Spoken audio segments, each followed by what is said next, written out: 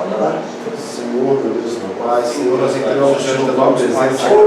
Obrigado, meu Pai, somos gratos, Senhor, meu Deus, por essa aula que está no Pai.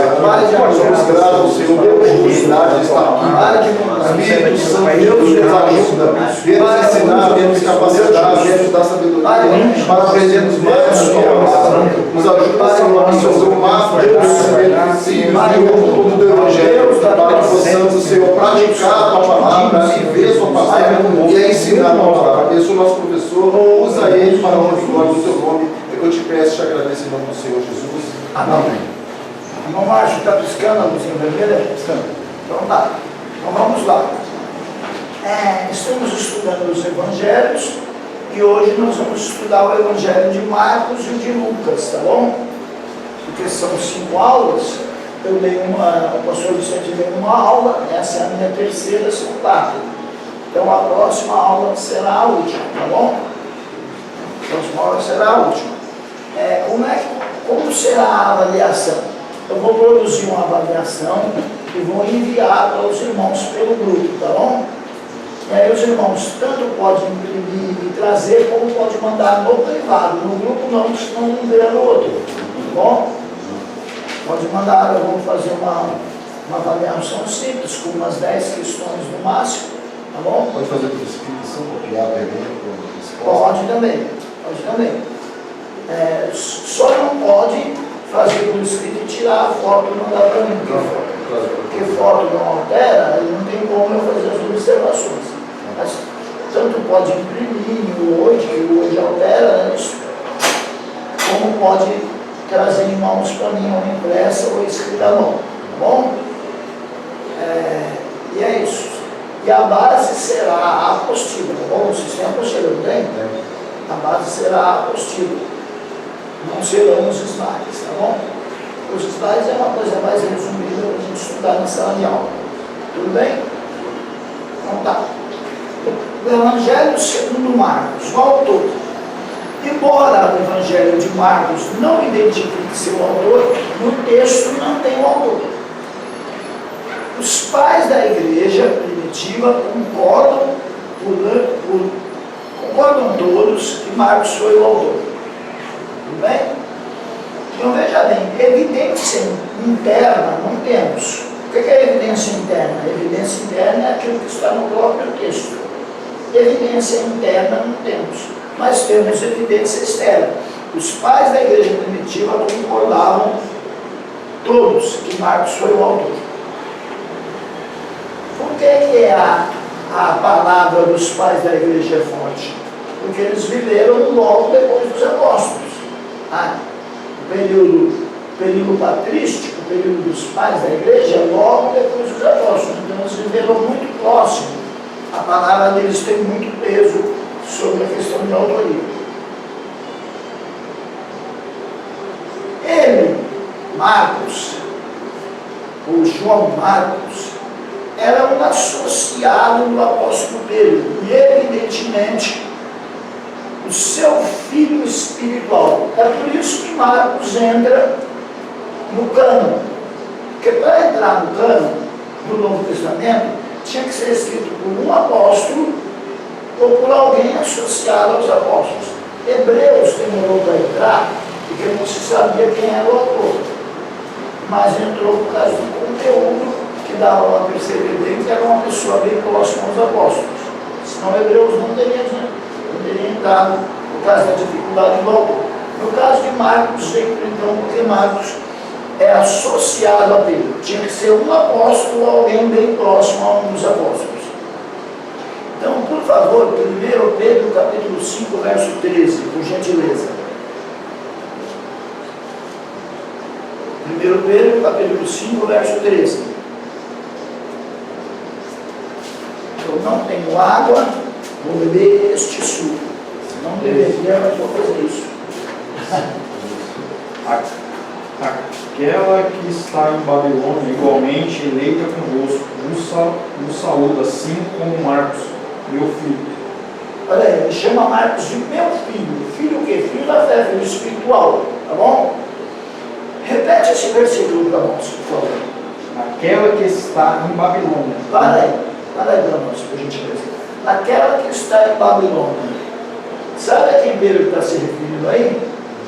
A igreja em Roma. Porque Roma, Pedro tem o costume de chamar Roma de Babilônia, por causa das questões, dos problemas de ordem moral, de ordem política, de ordem social, em geral. Então Pedro chama... Babilônia que se refere a Roma. Oi? Babilônia, por caso, se refere a Roma. Não entendi, desculpa. Se refere a Roma. Se refere a Roma. Entendeu? É uma maneira que Pedro tem. Então ele está dizendo aí a igreja de Roma. Leia Roma no lugar de Babilônia. Quando chegar na palavra Babilônia, leia Roma, por favor. Aquela que está em Roma, igualmente eleita convosco no saúde, assim como Marcos, meu filho.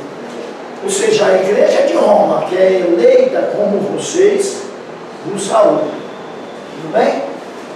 E ele chama Marcos de seu filho. Então ele era um associado do apóstolo Pedro e evidentemente o seu filho espiritual. De Pedro ele recebeu informações de primeira mão dos acontecimentos e ensinamentos do Senhor. E preservou essas informações em forma escrita. Por quê? Embora Marcos tivesse acesso a muitos acontecimentos, ele não tinha acesso a todos. Então ele usa informações que Pedro passa a ele, ou seja, o uso da tradição oral. Pedro fala e ele usa. Tá? É geralmente aceito que Marcos é João Marcos do Novo Testamento. Atos 12, por favor.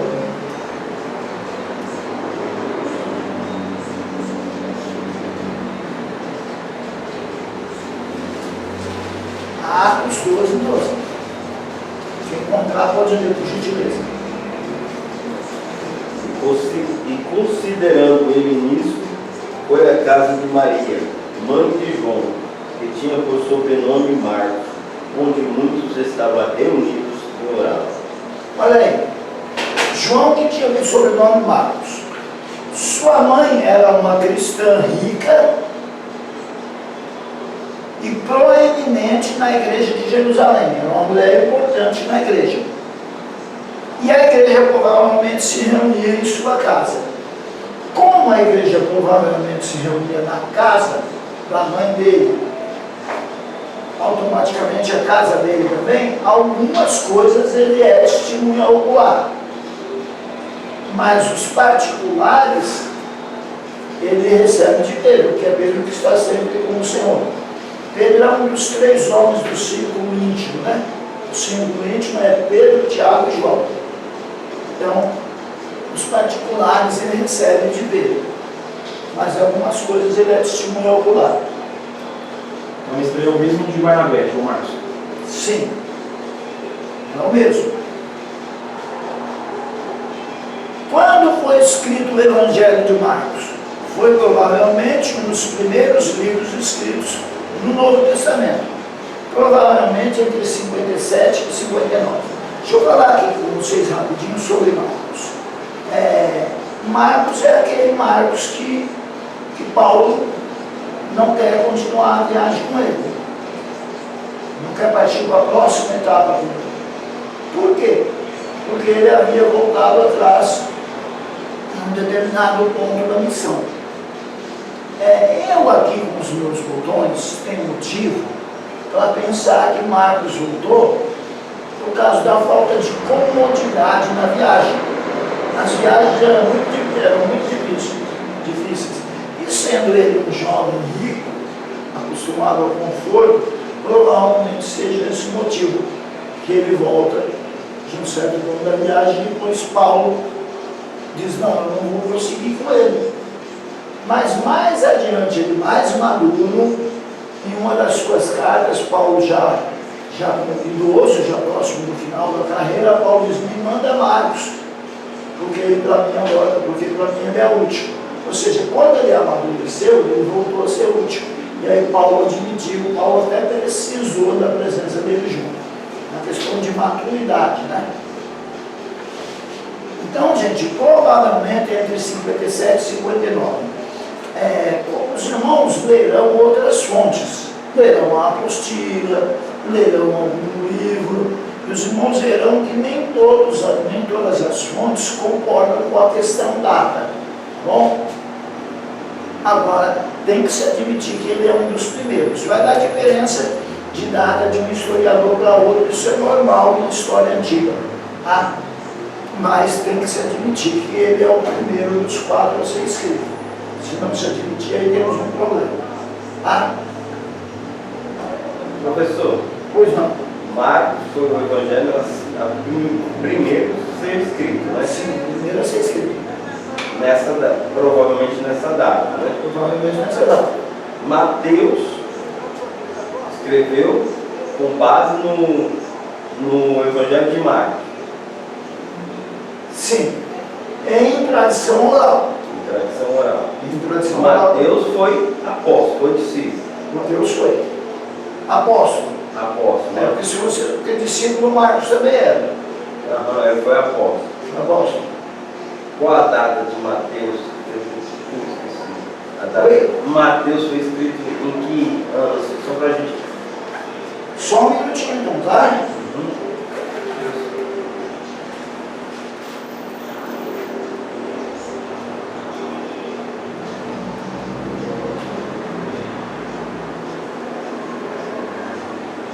Data provável de Mateus. Entre 60 e 70, tá vendo? Era bem velhinho. Oi? Ele era bem velhinho quando escreveu. Tá, não, isso aqui não é a idade, isso aqui é a data em que ele escreveu.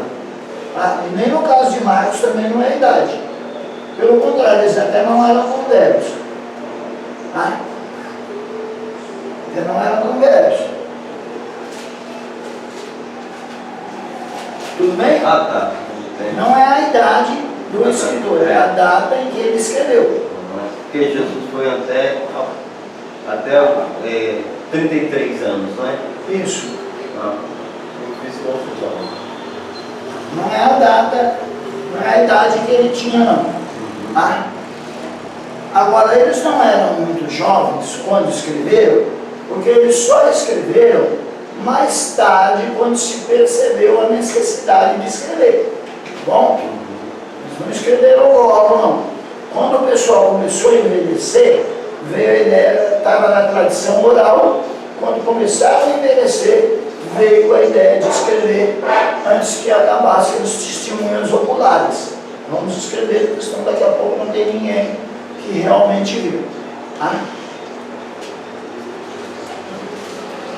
Então é aí que entra essa questão. Como estamos falando de Marcos, vamos ver essa questão à luz de Marcos.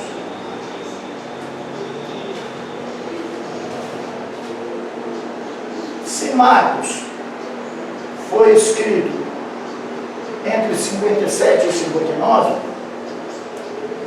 Jesus passou pela morte física, eu digo assim, que ele ressuscitou depois, né? Por volta de 33, 34, não é isso?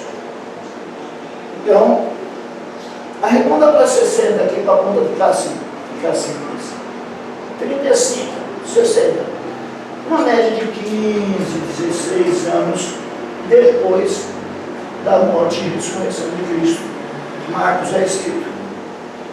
Por quê? Porque passaram-se 15 anos, o pessoal começou a envelhecer, peraí, melhor escrever. Tudo bem? Então sabemos que isso aqui é média, 57 a 59. Outros escritores podem oferecer uma outra média. Propósito.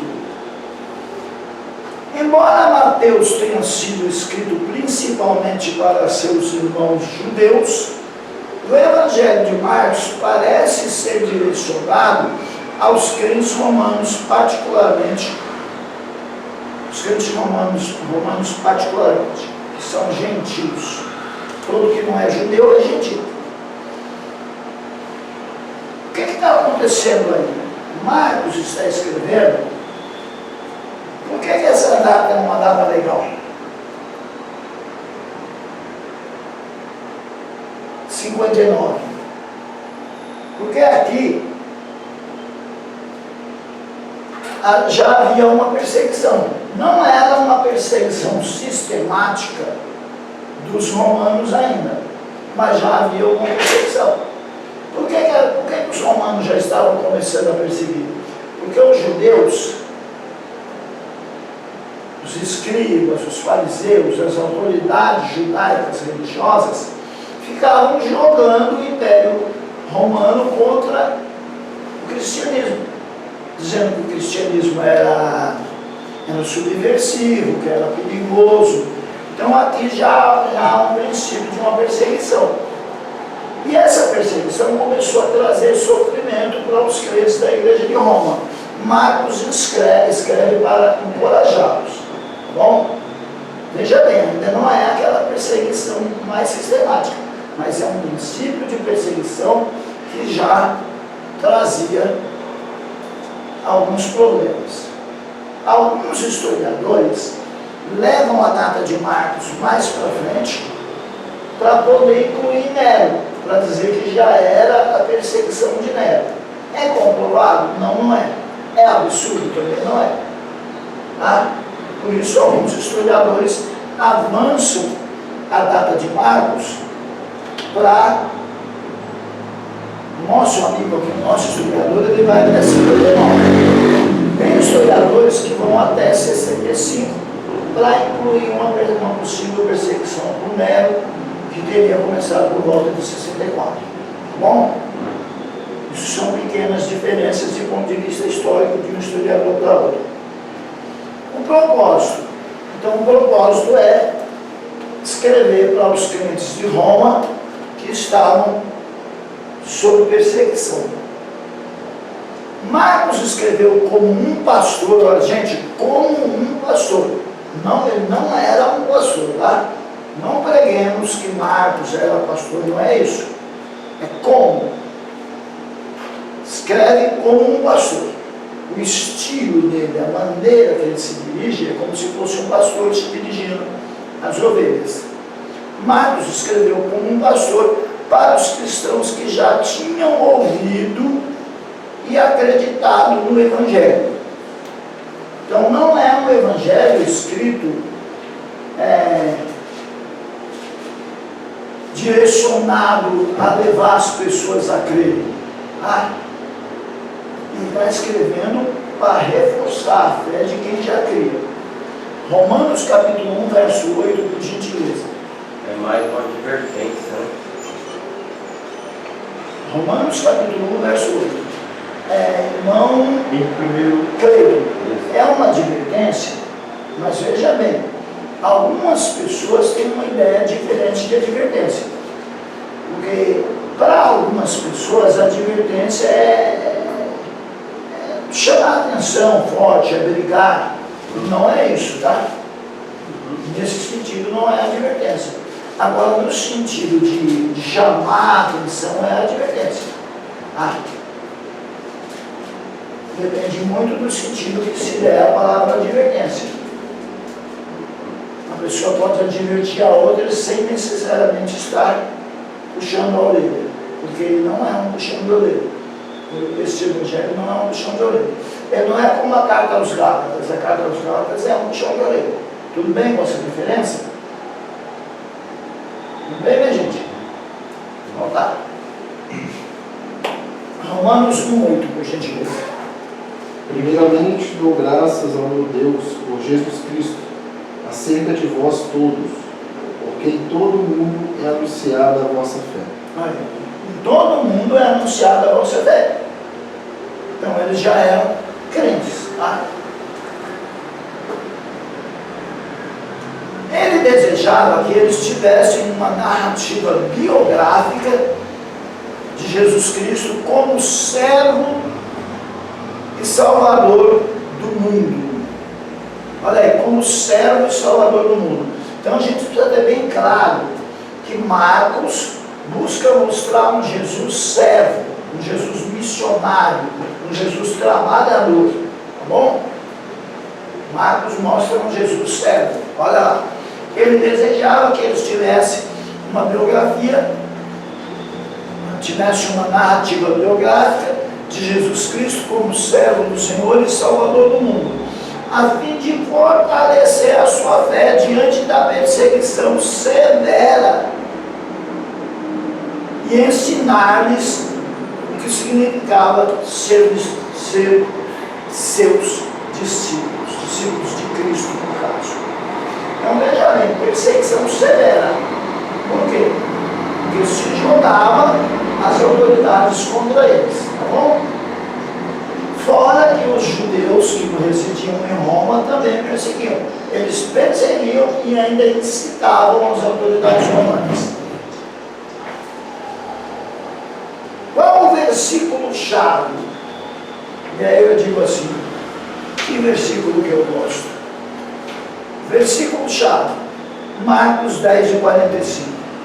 Pois o próprio Filho do Homem não veio para ser servido, mas para servir e dar a sua vida em resgate por muitos. Esse versículo define o livro. Ele é um versículo-chave. Ele mostra para que Jesus veio. Olha lá. Pois o próprio Filho do Homem não veio para ser servido. Está difícil de encontrar hoje em dia quem não queira ser servido. Mas Marcos mostra que o Filho do Homem não veio para ser servido, mas para servir e dar a sua vida em resgate por muitos. Bom, se alguém lhes perguntar na escola dominical, ou em um questionamento qualquer, qual é o versículo chave de Marcos, pode ir em 10:45 sem medo. Tudo bem? Resumo de Marcos. Resumo de Marcos.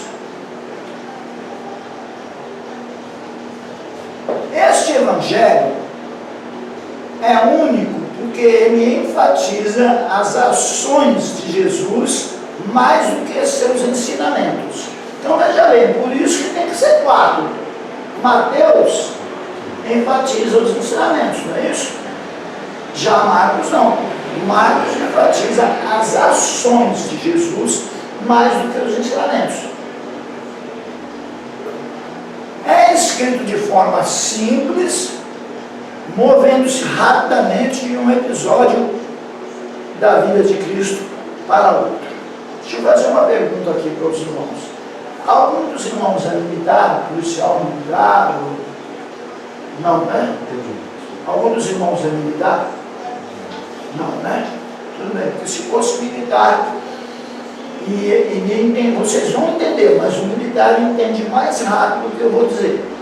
O Evangelho de Marcos, ele é escrito numa linguagem quase que militar. Ele é comparado com a biografia de Júlio César, que é escrito numa linguagem militar, que foram os militares simpatizantes de Júlio César que escreveram. O Evangelho de Marcos é comparado por alguns ao estilo em que a biografia de Júlio César foi escrita. Por quê? Porque o militar ele escreve mais ou menos assim. Houve um assalto na rua Maria Merian 302. A viatura perseguiu os miliantes em fuga, foram perseguidos pela viatura, que logrou eles e prendê-los. Pronto, contou a história toda do assalto rapidinho. Não foi rápido para contar? Se você vai ler um BO escrito por um policial civil, ele é de um jeito. O policial militar ele é bem mais resumido, que é a linguagem militar. Marcos é escrito assim, escrito de forma bem simples, bem objetiva, movendo-se rapidamente de um episódio da vida de Cristo para outro. E para fazer isso, ele usa uma palavra, em algumas versões está logo, e em outras está imediatamente.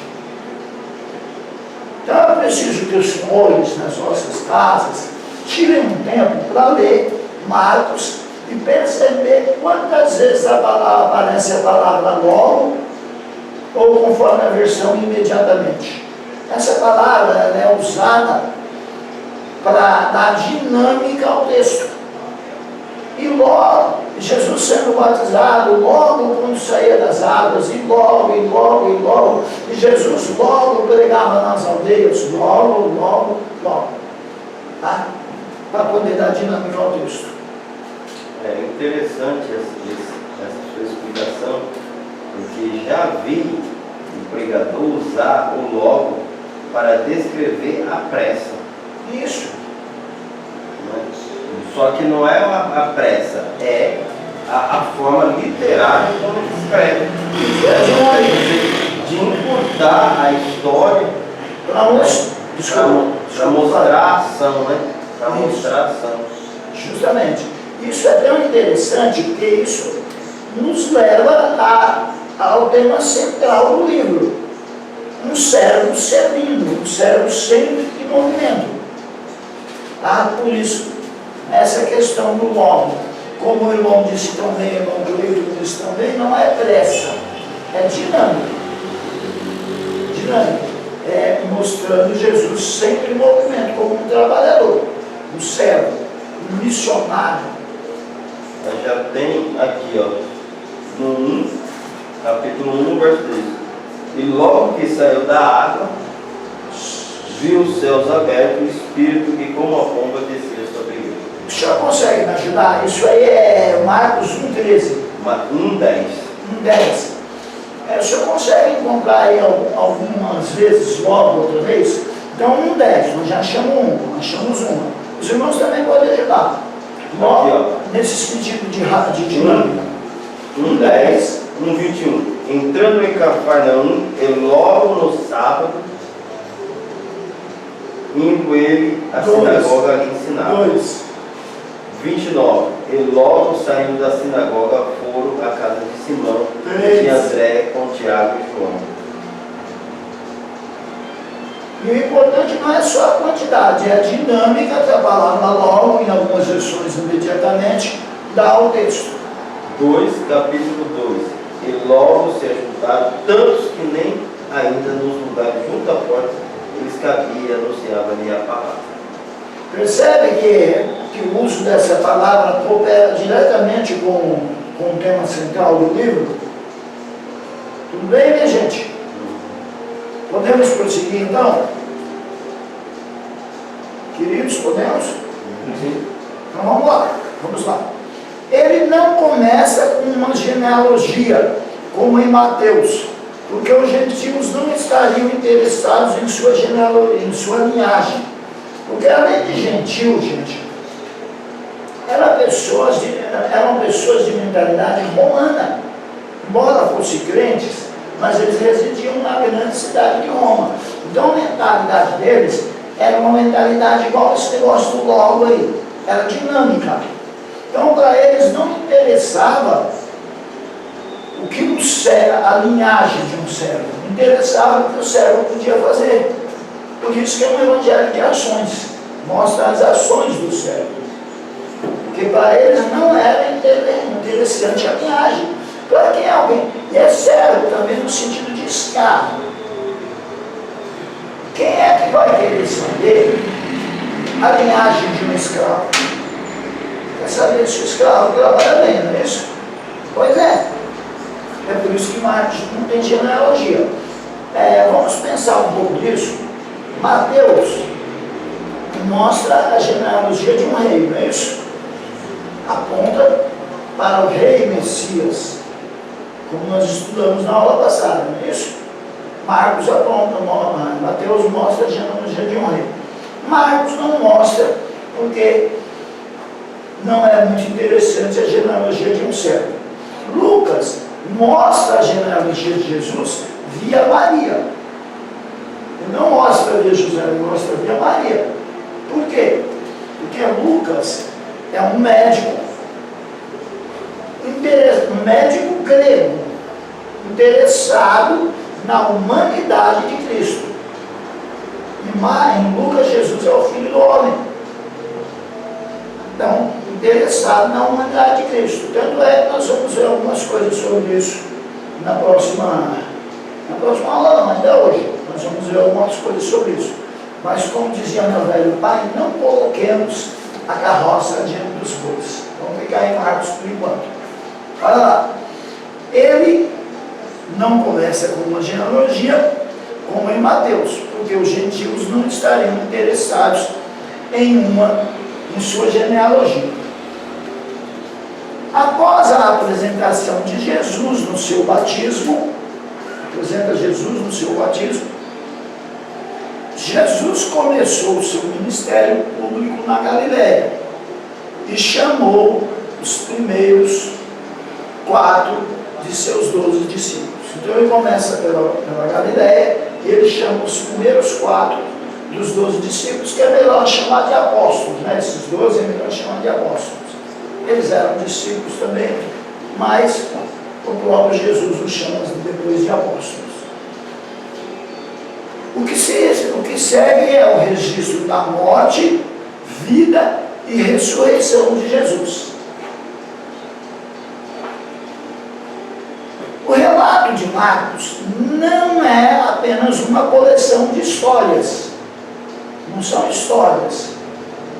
A gente usa para a criançada, o evangelho que mais se usa para a criançada é o de Marcos, como história, para a criançada. Mas o relato de Marcos não é apenas uma coleção de histórias, mas uma narrativa escrita para revelar que Jesus era o Messias. Não para os judeus, não somente para os judeus, mas também para os gentios. Messias. A palavra Messias no grego é ungido, enviado, não é isso? Jesus é o Messias. Jesus é o Messias. Ungido, enviado. Nas Escrituras, outros homens foram chamados de ungido. Nabucodonosor é chamado de meu ungido. Ciro é chamado de meu ungido. Mas Jesus é o ungido. Jesus é o Messias. Jesus é o Messias. Tanto para os judeus, e Marcos demonstra isso, tanto para os judeus quanto para os gentios. E aí há uma curiosidade. Os romanos também esperavam um Messias. Quase não se toca nesse assunto. Mas se vocês lerem, anota o nome do livro, Explorando o Mundo no Novo Testamento. Se vocês me lembrarem, eu mando a capa para vocês do livro, e cobra que eu mando a capa do livro, para vocês terem um referencial, se quiserem adquirir. Explorando o Mundo no Novo Testamento. Hoje eu mandei uma sugestão de um livro no grupo, não sei se os senhores viram. Então, Explorando o Mundo do Novo Testamento, ele é o único livro, eu não estou dizendo que ele seja o único que existe, é o único que eu li que fala dessa questão dos romanos também estarem esperando um gentio.